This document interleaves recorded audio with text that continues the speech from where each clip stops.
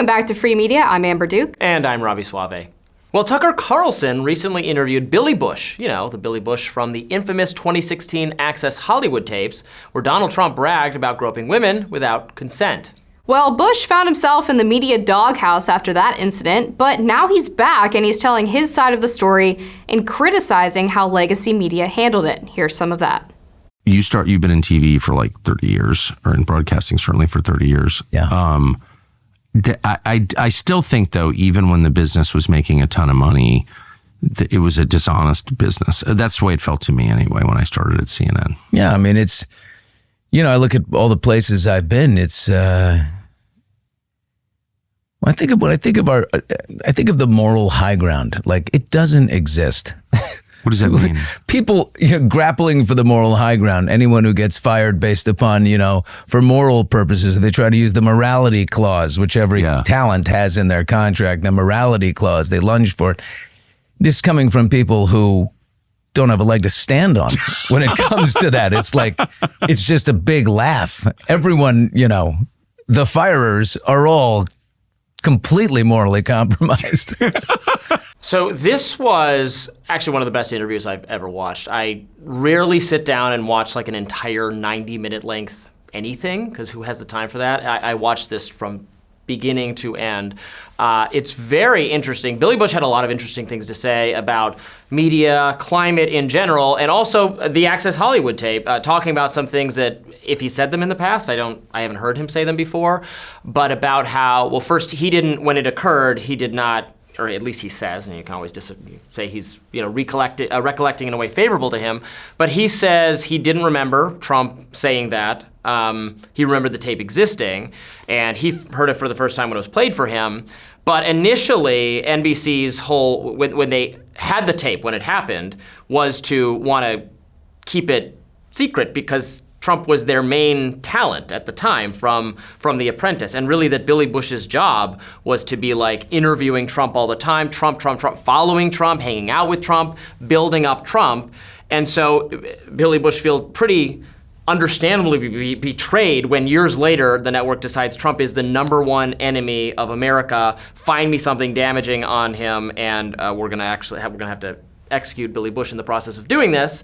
And also talking about the legal ramifications and why NBC had to give the tape to the Washington Post, because California is a two-party recording consent state. And because that part was not recorded with Trump's permission, they worried, this is what Billy Bush said, that they worried that they could be sued if they release it, so they handed off to somebody else to release it. Yeah, and he also talked about, I believe, when he went to sit down with the people who had the tape and they played it for him, they wanted him to basically release it with him sort of talking about what it was and going over the sort of extenuating circumstances of why it had to come out, basically getting rid of any sense of journalistic ethics. Right, he said journalistically, I was part of this, and he didn't know we were recording at that time. Right, it was considered, so I can't do it. Yeah, it was considered an off-the-record conversation. Yeah. He didn't know they were recording, and so I was completely uncomfortable with the idea of this tape getting out there, and I could have been a hero if I had gone along with this. I would have been the guy who helped to take down Trump,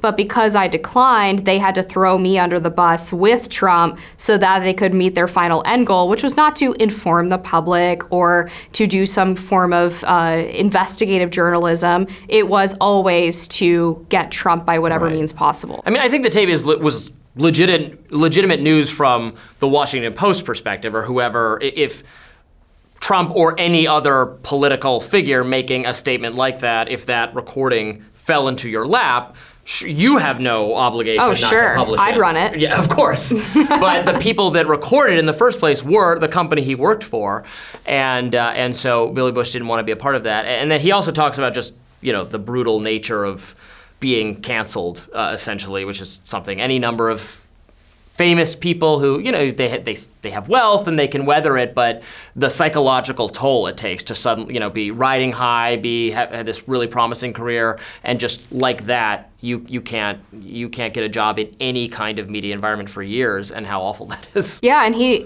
kind of talked about how he was sort of naive about the whole thing because he was under the impression That even they did protect him. that they would protect him. Even then, when he refused to go along with it initially, he thought, well, I've been here so long, I've developed all this great access with all of these great stars. Certainly they wouldn't do this to me. And he said, I believe he had dinner plans the next day. And when the tape came out, the friend that he was supposed to have over for dinner said, are you sure you still want to have us? It seems like this is a pretty big thing. And he said, oh, don't worry about it. I'm going to be fine. He gets on a plane, and when the plane lands, he finds out that his career is over. And he finds it from the driver. They sent a car to pick him up. So this is something they do for, not us, but for big stars. Sure. You get picked up by your corporate media position. I walked here, just FYI. You walk through literal snow, snow. through foot of snow to get here.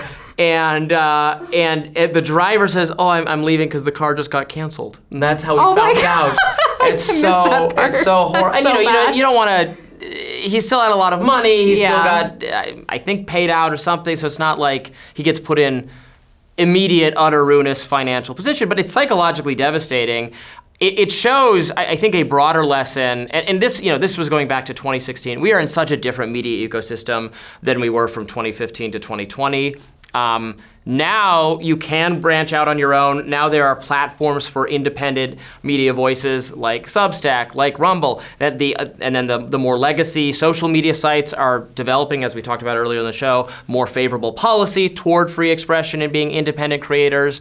The power of just a soulless media organ to crush you for being in the wrong place at the wrong time is receding. And there's these other platforms, or you could work for a lovely place like Reason Magazine, which treats its employees much more nicely and is committed to a broad spectrum of freedom of expression.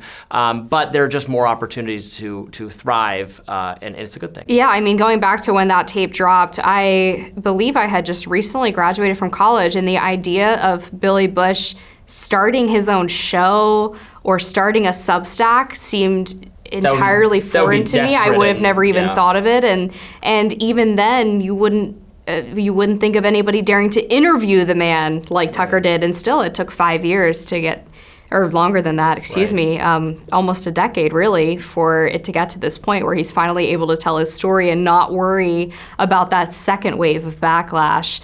And it's only because really the mainstream legacy media's attempts to crush Trump over and over again failed so miserably that some of the people who were either adjacent to or actively involved in some of those efforts can feel comfortable talking about sort of the internal machinations. Yeah, love it or hate it, for it or against it, there's nothing you can do but concede that the crushing did not work.